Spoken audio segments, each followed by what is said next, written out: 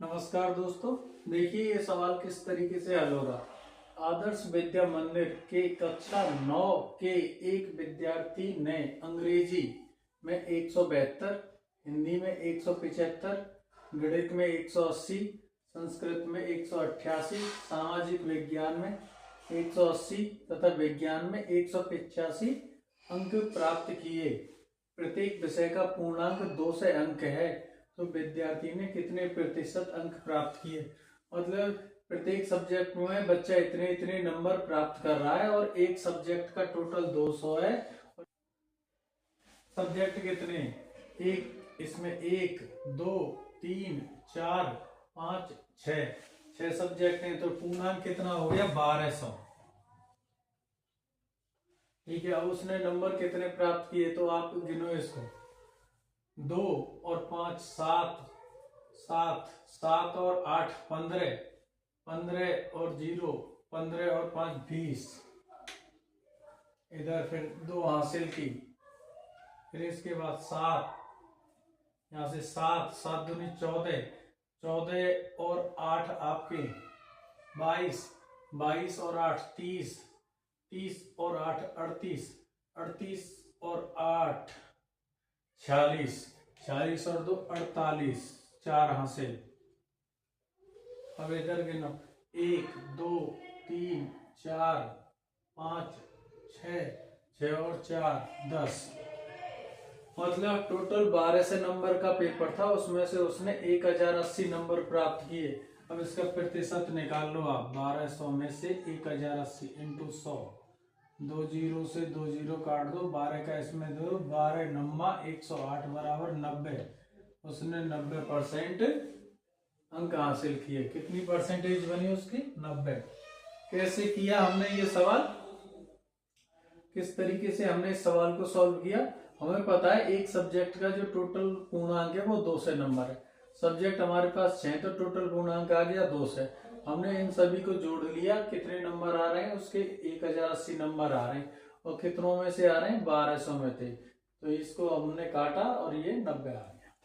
देखिए देखिए ये सवाल क्या कह रहा है। एक पंक्ति में खड़े कुछ विद्यार्थियों का भार 85, 86, 53, 65, 78, 93, 75, 73 किग्रा है। उन विद्यार्थियों का औसत क्या होगा। तो हमें टोटल क्या है इसमें, आप देखो कितने विद्यार्थी हैं, 1 2 3 4 5 6 7 8, 8 विद्यार्थी हैं।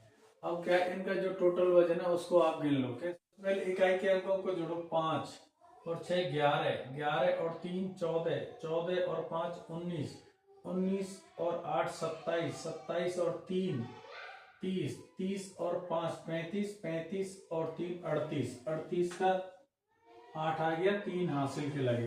अब 8 8 दूनी 16, 16 और 5 21, 21 और 6 27, 27 और 7 34, 34 और 9 43, 43 और 7 50, 50 और 7 57, और 57 और 3 60। टोटल इनका कितना वजन आ रहा है, 608। और स्टूडेंट विद्यार्थी कितने, 8, तो 8 का भाग दो इसमें, 8 7 56, 56 और ये कितना बचा 4, 8 छिंगी 48। देखो 76 है क्या इसमें, कुछ 76 ये आंसर। कैसे हल किया इसको हमने, हमें पता है 8 विद्यार्थी हैं, तो और उनके वजन कितने कितने, 85 है, 86 है, 53 है, 65 है, 78 है, 93 है, 75 है और 73 है।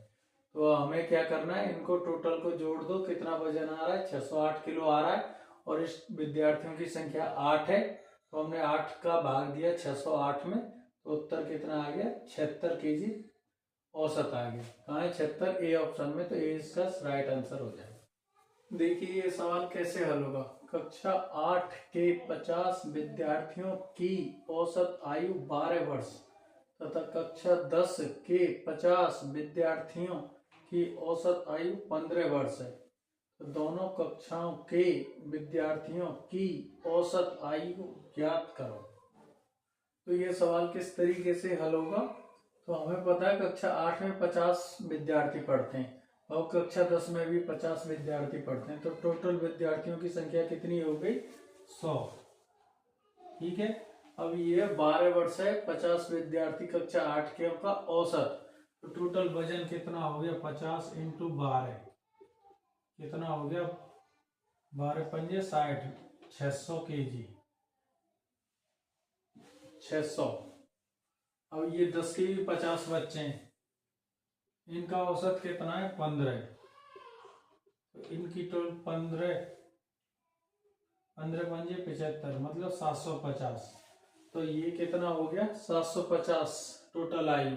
अब इन आयुओं को जोड़ दो, 600 और 750, ये कितना हो गया? 1350, 1350 हो गया। और बच्चे कितने हमारे पास? 100 का भाग दे दो, 1 0 से 1 और 1 यहाँ, 13.5। तो औसत आयु क्या आ गई? 13.5। कैसे किया है इसको?